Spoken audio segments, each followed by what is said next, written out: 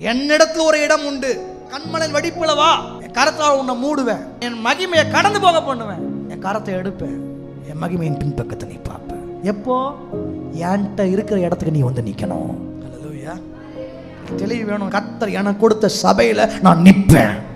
நான் கடந்த நாட்களில் சிலலாம் விசிட்டிங் போனேன். சில இடங்களுக்கு போகும்பொழுது எங்கே காணோம் அப்படின்னா, ஐயா ரொம்ப தூரமாக இருந்துச்சிங்களா, அது என்ன கொஞ்சம் உடம்புச்சுல, இது ஏதோ சொல்லி கடைசியில் எங்கே வந்து நிற்கும்னா இந்த பக்கத்தில் ஒன்று இருந்துச்சுங்களா, அங்கே போயிட்டேன்.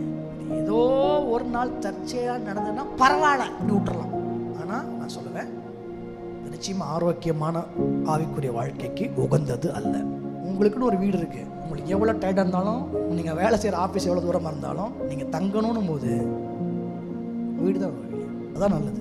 அதான் ஆரோக்கியமான குடும்பம், ஆரோக்கியமான சபைனா, சபையோடு உள்ள ஐக்கியத்தில் ஆரோக்கியமாக இருக்கீங்கன்னா தெளிவாக நமக்கு தெரியும், இதுதான் கர்த்தனுக்கு வச்ச இடம்.